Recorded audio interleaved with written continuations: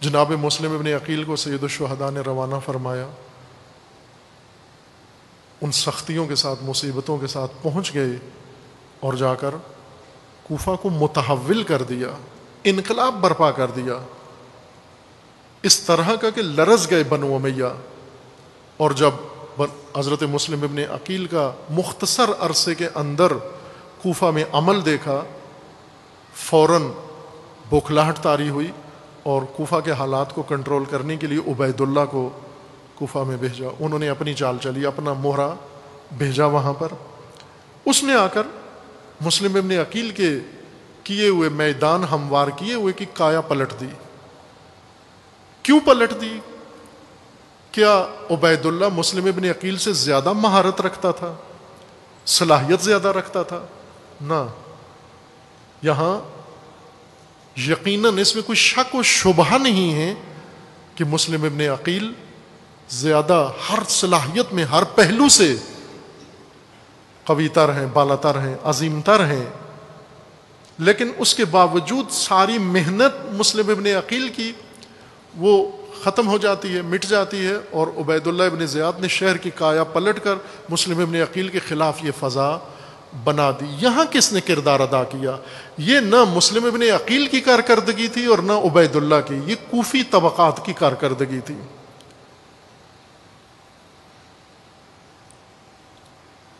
حیوانات کے اندر بھی طبقات ہیں، اعلیٰ نسل کے حیوان، معمولی نسل کے حیوان، ہر طرح کے حیوان موجود ہیں۔ آپ ان طبقات کو لا کر سدائیں، جس طرح بعض جانوروں کو سرکس میں لے آتے ہیں، سرکس میں لا کر ان کو بہت کچھ بتایا جاتا ہے، پڑھایا جاتا ہے، سکھایا جاتا ہے، لیکن آخر کار ایک دن وہ لوٹ جاتے ہیں اپنی اصل کی جانب۔ یہ جو بزرگان شعراء صوفیاء نے بیان کیا ہے، سانپ ہی رہتا ہے، متر نہیں ہوتا، دوست نہیں بنتا، وفادار نہیں ہوتا۔ سانپ کبھی متر نہیں ہوتا۔ سانپ کا طبقہ تعلق ہے زہر سے، یہ زہر ڈالتا ہے اپنا۔ سپاں دے پتر متر نہیں ہوندے، پاویں چلیاں دودھ پوائیے، کوڑے کھو میٹھے نہیں ہوندے، پاویں من من شکر ملائیے۔ کڑوے کنویں من من شکر اس میں ڈالو، کبھی میٹھے نہیں ہوتے، چونکہ جڑ اس کی کڑوی ہے، کھارا ہے۔ اور سانپوں کو دودھ پلاؤ، وہ دودھ زہر بنتا ہے۔ سانپ کے منہ میں دودھ ڈالو، وہ دودھ زہر میں تبدیل ہو جاتا ہے۔ سانپوں کو کبھی بھی متر نہیں بنا سکتے آپ، سانپ ہی رہتے ہیں۔ انسانی طبقات کی یہ خصلت ہے کہ جب ایک شخص ایک طبقے سے جڑ جاتا ہے اور اس کے لاشعور میں وہ طبقاتیت آ جاتی ہے، وہ متر نہیں بنتا، وہ باوفا نہیں بنتا، وہ قابل اعتماد نہیں بنتا۔ وہ چند قدم چلتا ہے، وہ ساتھ آتا ہے، لیکن ایک موقع پر آ کر ڈنگ مار کے چلا جاتا ہے۔ کوفہ، یہی طبقاتیت کوفہ کے اندر ہے، اور اس طبقاتیت نے اثر دکھایا۔ وہ کیا طبقاتیت ہے اہل کوفہ؟ ان کے اندر جذباتیت ہے، ایک جذباتی طبقہ ہے۔ جذبات کے تحت آ کر حکومت کے خلاف قیام، جذبات کے تحت آ کر امام کو پیغام، جذبات کے تحت آ کر امام سے غداری، جذبات کے تحت آ کر عبید اللہ کے ساتھ وفاداری، جذبات کے ساتھ حسین کو بلانا اور جذبات میں آ کر حسین کو قتل کر دینا۔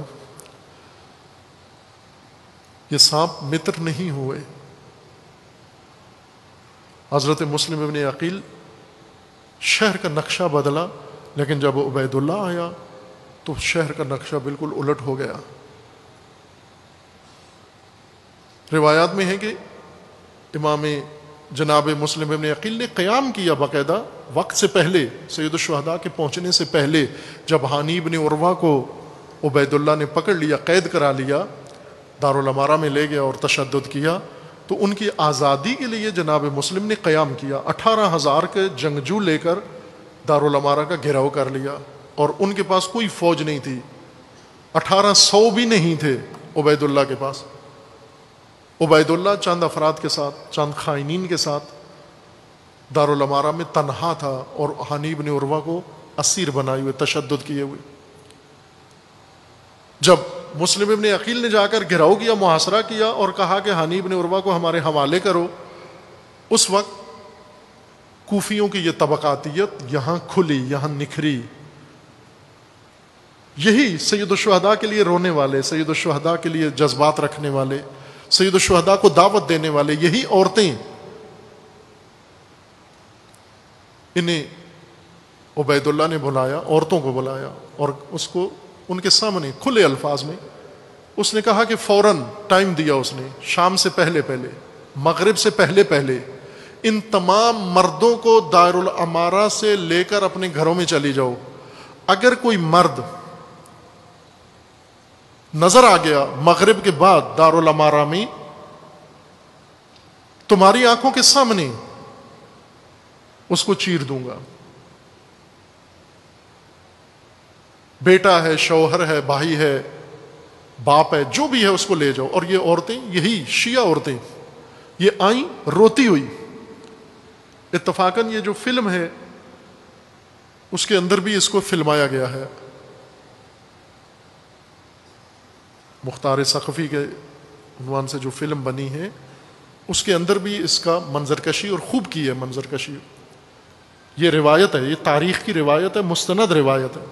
یہ عورتیں آئیں اور انہوں نے آ کر اپنے اپنے مرد کا ہاتھ پکڑا اور لے گئیں. بعض مردوں نے مقاومت کی، مزاحمت کی کہ ہم نہیں جائیں گے، عورتوں کو ڈانٹا.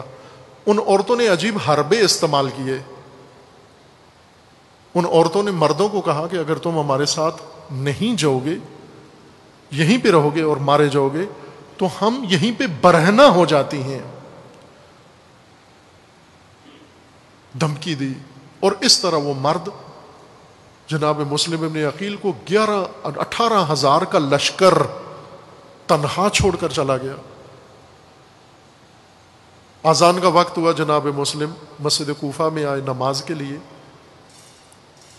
جب نماز شروع ہوئی چند 100 افراد تھے، لیکن جب نماز ختم ہوئی تو ایک بھی نہیں تھا، سب جا چکے تھے. یہ طبقاتی عمل ہے، اور یہ طبقات پوری تاریخ میں ہے. یہی طبقات آج بھی ہیں، انہی طبقات کے نمائندے آج بھی ہیں.